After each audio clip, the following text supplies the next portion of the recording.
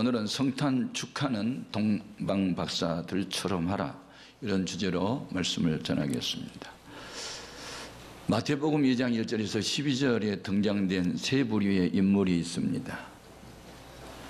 예수님이 성탄을 아주 기분 나빠 생각하고 엄청난 살인을 한 헤롯 왕이 있고, 예수님의 탄생을 성경적으로 잘 알고 있으면서도 축하하지 않는 위선되고 타락한 종교인들이 등장되고 있으며, 멀리 동방, 오늘날 이라크, 그때 당시 페르시아 지역에서 예수님의 성탄을 축하하기 위해서 달려온 동방박사들이 있습니다. 우리는 이 세 부류의 사람들 중에서 가장 바람직한 성탄 축하의 인물, 동방박사들의 성탄 축하를 배우고 실천해야 될 줄로 믿습니다. 옛날에 있었던 헤롯 왕 같은 사람들은 지금도 있고, 옛날에 있었던 타락한 종교인은 지금도 있고, 옛날에 동방박사들 같은 사람들이 지금도 있습니다. 우리는 어떻게 해서 주님의 성탄을 축하해야 할까? 첫째는 별을 따라 예수님이 계신 곳으로 가야 합니다. 본문 말씀 1절 2절 같이 읽겠습니다. 헤롯 왕 때에 예수께서 유대 베들레헴에서 나심에 동방으로부터 박사들이 예루살렘에 이르러 말하되, 유대인의 왕으로 나신 이가 어디 계시냐? 우리가 동방에서 그의 별을 보고 그에게 경배하러 왔노라 하니, 그의 별, 주님을 상징하는 별, 그 별을 보고 먼 길을 왔다는 것이죠. 여기에 등장된 별은 예수님의 탄생 1500년 전에 이미 발람이라는 선지자를 통해서 이 땅에 메시아가 탄생할 징조로 전에 안 보였던 별이 하늘에 나타날 것이다 했는데, 그 별이 드디어 나타난 거예요. 자, 민수기 24장 17절입니다. 내가 그를 보아도 이때의 일이 아니며 내가 그를 바라봐도 가까운 일이 아니로다. 한 별이 야곱에게서 나오며 한 규가 이스라엘에게서 일어나서 모압을 이쪽에서 저쪽까지 쳐서 무찌르고 또 셋의 자식들을 다 멸하리로다. 여러분, 예수님의 탄생 징조 중에 하나가 전에 보이지 않던 별 하나가 나타날 것이다. 근데 그 별을 먼저 발견한 사람들이 동방박사들이었어요. 그런데 그 별은 예수님이 탄생하신 곳으로 그들을 앞서 인도하니 별을 따라서 먼 길을 와서 저 앞에 경배를 했던 겁니다. 이 별의 의미는 큰 것이죠. 별 중에서도 새벽에 빛나게 나타난 별이 있어요. 그걸 광명한 새벽별이라고 그러죠. 그것은 희망을 상징해요. 사람을 살게 하는 게 희망이에요. 희망이 있어야 도전도 하고, 희망이 있어야 인내도 하고. 희망이 없으면 희망의 반대가 절망이에요. 덴마크가 나온 우수 시인이고 실존주의 철학자 킬케고리가 하는 말이 있어요. 사람을 죽음에 이르게 하는 병이 있다. 그것은 암병이 아니고 절망이다. 그러면 어디에서 희망을 찾을 수 있을까요? 그때나 지금이나 이 세상을 바라보면 희망이 잘 안 보여요. 그때 당시에 이스라엘 민족은 로마의 식민지였어요. 우리나라가 일제 식민 통치하에 있을 때 얼마나 서름을 당한지 아십니까? 이름도 성도 다 빼앗겼고 주권을 빼앗긴 서러움 대단합니다. 가난한 사람 많고 병든 사람 많고 상처받은 사람 많고 희망이 안 보였어요. 그런데 어두운 밤하늘에 밝은 별 하나가 나타났다. 이것은 예수님이 인류에게 희망을 주기 위해서 온 거예요. 우리 인간을 가리켜 히랍 사람들은 안트로포스라고 했어요. 그것은 위를 바라보는 존재, 희망을 가진 존재. 희망은 하늘의 하나님을 바라볼 때만 얻을 수 있다는 의미였어요. 저는 극한 가난과 어려운 가운데서 예수를 믿으면서 위인전을 많이 읽었어요. 그리고 극한 가난과 환난을 딛고 일어선 사람들의 성공 사례를 많이 읽어봤어요. 그 중에 제가 존경하는 인물 중에 하나가 강철왕 카네기예요. 그가 미국으로 갈 수 있는 뱃값이 없어서 상선에 숨어서 짐짝처럼 갔던 거지처럼 시작된 사람이었는데 그가 어떻게 세계적인 재벌이 될 수 있었을까? 물론 그런 독실한 크리스찬이었어요. 그런데 그가 성공할 수 있었던 것은 한 폭의 그림 때문이었다. 자기 고백이. 그 그림이 어떤 그림이었을까요? 그가 배가 고팠던 시절에 길거리 자판에서 구입한 하나의 초라해 보이는 그림. 그 그림은 황량한 모래 사장에서 썰물에 떠내려 가다가 모래턱에 걸려있는 처량한 모습으로 보인 작은 배였어요. 그 배를 보고 이 친구가 무슨 희망을 가질 수 있었을까요? 그 그림을 그린 작가가 그림 밑에 이렇게 써놨어요. 언젠가는 반드시 밀물이 밀려오리라 하는 글이에요. 썰물대에 떠내려가다 머리 언덕에 걸쳐있는 초라한 모습.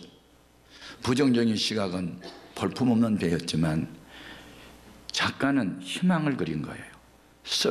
밀물이 밀려올 때 이 걸려있는 배는 두둥실 배 위에 떠오르는 날이 온다. 희망을 그는 가진 거예요. 예, 그렇습니다. 언젠가 밀물이 밀려오면 저 배는 떠오른다. 나도 언젠가 하나님의 복 주시면 한번 떠오를 날이 올 것이다. 이 희망. 예? 그런데 놀랍게도 예수님이 누군가를 가장 많이 소개하는 사도가 요한이에요. 요한복음을 그래서 초신자에게 내가 많이 읽으란 이유. 요한 1서, 2서, 3서 그리고 요한계시록.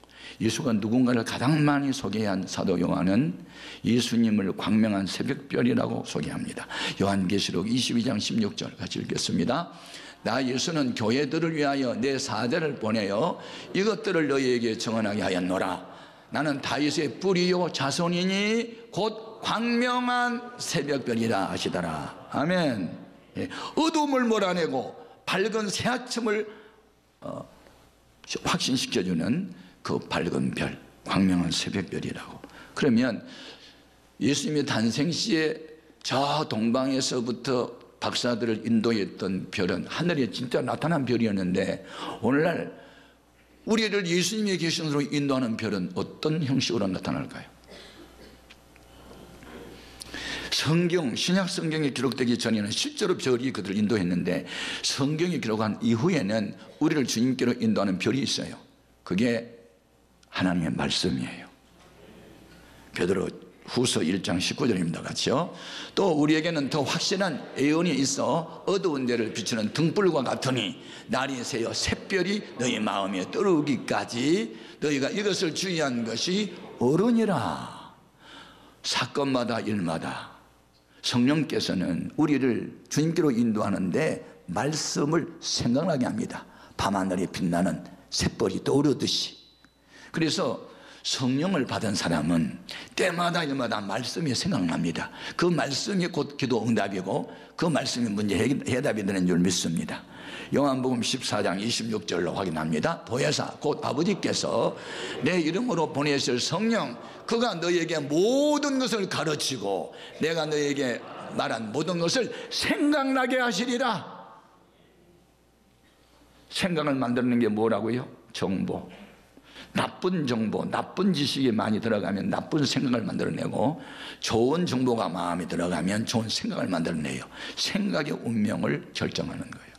여러분 똑같은 배인데 부정적인 시각은 버려진 배지만 긍정적인 사고로 보면 희망을 본 것처럼 여러분 항상 하나님의 시각으로 문제를 바라보고 절망 가운데서 희망을 가질 수 있기를 바랍니다. 두 번째 준 교훈이 있어요. 넘어져도 다시 일어서라.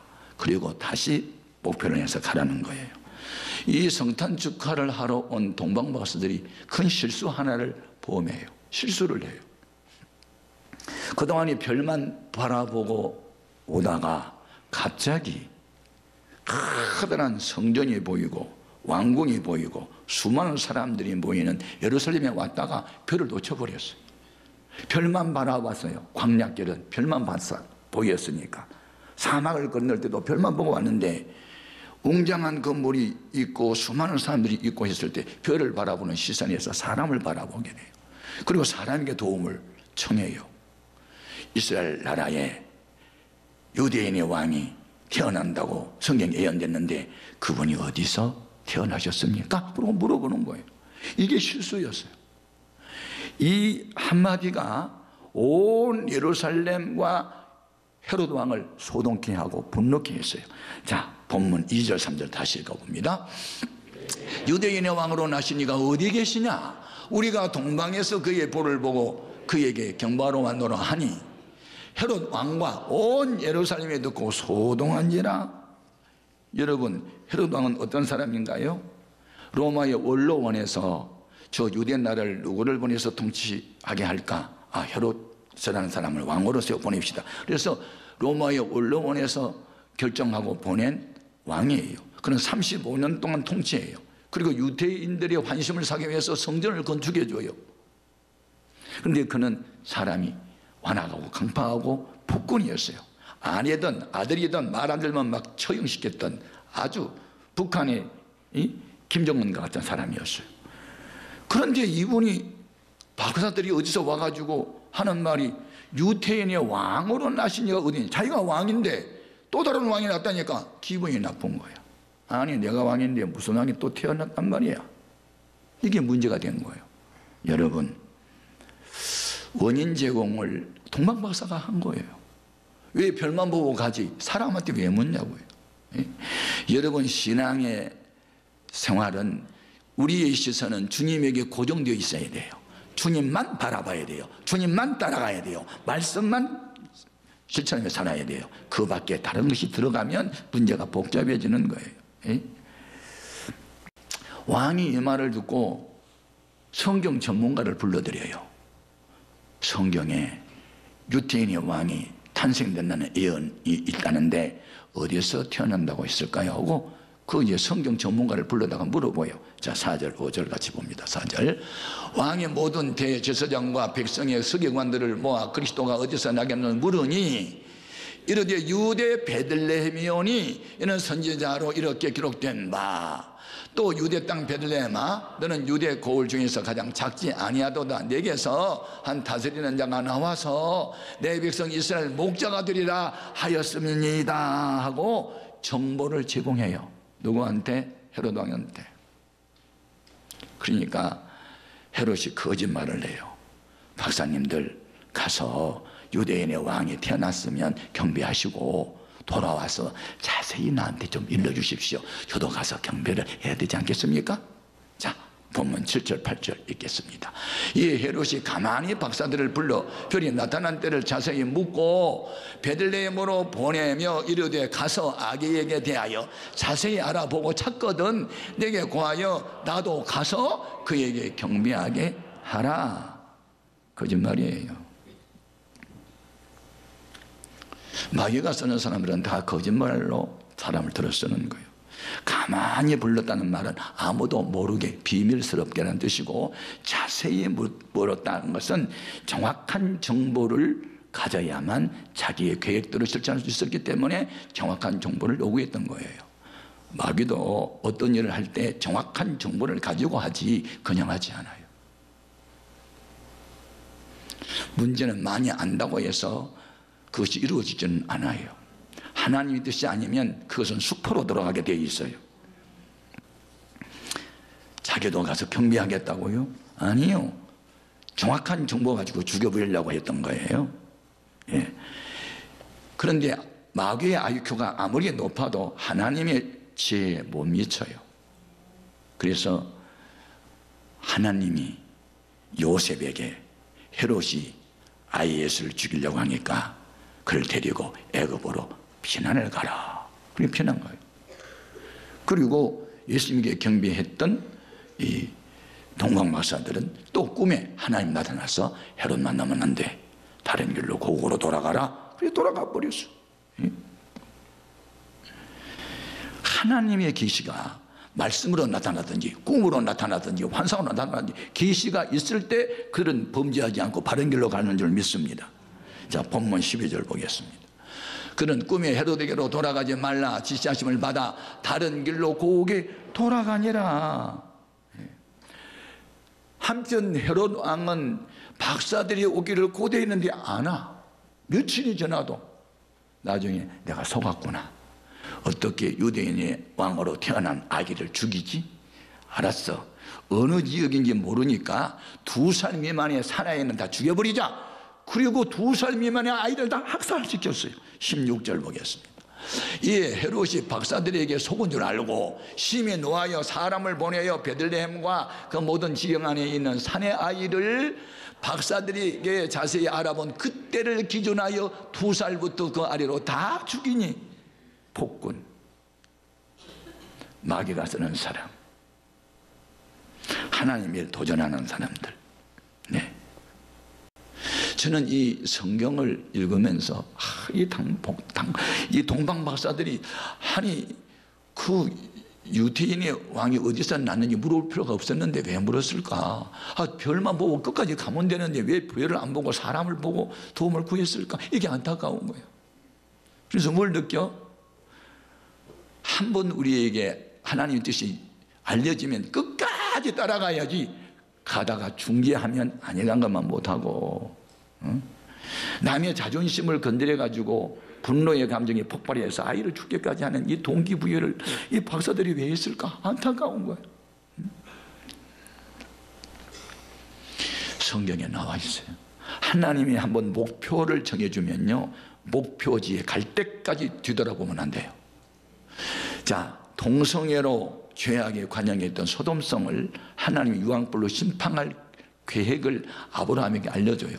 아브라함은 그 동네에 자기 조카가 살고 있으니까 좀 살려달라고 예언을 해요. 그래서 천사들이 사람의 모습을 하고 롯의 가정에 가서 롯과 그 아내를 붙들고 끌어내요. 그리고 살려면 뒤를 돌아보지 말고 끝까지 내가 지시한 산도로 가라 그래요. 창세기 19장 17절입니다. 같이요. 그 사람들이 그들을 밖으로 이끌어낸 후에 이르되 도망하여 생명을 보존하라. 돌아보거나 들에 머물지 말고 산으로 도망하여 멸망함을 면하라. 예. 그러면 이 말씀대로 뒤를 돌아보지 말아야 돼요. 그런데 롯은 뒤를 돌아보지 않았는데 그의 아내가 한참 도망쳐 나오다 생각하니까 급히 나오다 보니 금고에 있는 금덩이, 현금 이거 안 갖고 나오니 아쉬웠어. 몸은 빠져나오는데 마음은 소동성에 있었어. 그래서 뒤를 돌아본 거야. 그 순간에 그는 소금기둥이 됐어. 버림을 받은 거예요. 예, 창세기 19장 26절 보겠습니다. 롯의 아내는 어떻게 됐어요? 뒤를 돌아보았으므로 소금기둥이 되었다. 뒤를 돌아보지 말라고 하면 뒤를 돌아보지 말아야 되는데 왜 돌아봅니까? 그러니까 하나님의 말씀을 따를 거냐, 내 생각을 따를 거냐, 여기에 양자택일을 해야 되는데 대부분의 신앙생활의 실패자들은 꼭 자기 생각을 따르는 거예요. 우리는 끝까지 말씀을 따라야 될 줄 믿습니다. 이와 같은 일이 그때만 있었던 게 지금도 있다니까요. 그리고 세상 종말이 가까이 오면 롯의 때와 같다고, 동성애가 성행할 것이라고, 사람들의 사랑이 식어지리라고, 뒤를 돌아보는 자가 있을 거라고 지금 벌써 예언하셨어요. 누가복음 17장 28절 이와 같이 또 롯의 때와 같으리니 사람들이 먹고 마시고 사고 팔고 심고 집을 짓더니 롯이 소돔에서 나가던 날에 하늘로부터 불과 유황이 비오듯 하여 그들을 멸망시켰느니라. 인자가 나타난 날에도 이러하리라. 그날에 만일 사람이 지붕에 있고 그의 세간이 그 집 안에 있으면 그것을 가지러 내려가지 말 것이요, 밭에 있는 자도 그와 같이 뒤로 돌이키지 말 것이니라. 롯의 철을 기억하라. 무릇 자기 목숨을 보존하고자 하는 자는 잃을 것이요, 잃은 자는 살리라. 아멘. 네. 그런데 이 동방 박사들이 끝까지 헤롯하고 손을 잡고 하나가 됐으면 진짜 큰일 날 뻔했는데 깨닫고 왕국에서 나와서 다시 별을 찾으니 다시 별이 하늘에 떠 있는 거야. 그 별을 바라보고 너무 기뻐했어요. 자, 10절로 확인합니다. 그들이 별을 보고 매우 크게 기뻐하고 기뻐하더라. 아멘. 실수했지만 다시 일어서서 목표를 향해서 가네요. 이게 중요해요. 흔들리지 않고 피는 꽃이 어디 있으랴. 넘어져 본 경험 없이 걸어 다니는 어린아이가 어디 있으랴. 우리 한두 번 실수할 수 있어요. 그러나 계속 죄를 범하면 안 되고 얼른 돌이켜서 잃었던 별을 다시 찾고 다시 안내를 받고 목적지에 도달해야 될 줄로 믿습니다. 저는 평생에 성탄절을 수도 없이 맞이했지만 1971년 12월 25일 성탄절 새벽에 있었던 일을 저는 지금도 기억합니다. 저는 그때 신학생이었고 어느 작은 교회 교육 담당 전도사였습니다. 새벽 4시에 일어나서 성도들과 함께 새벽송을 돌고 5시 반에 돌아왔는데 목사님 사택에 TV를 딱 켰는데 충무로에 있는 대형각 호텔에 화재 사건이 발생해가지고 생중계를 하고 있는 거예요. 예? 그때 163명이 불에 타서 죽었어. 너무 뜨거우니까 위에서 뛰어내리다가 죽은 사람이 38명이에요.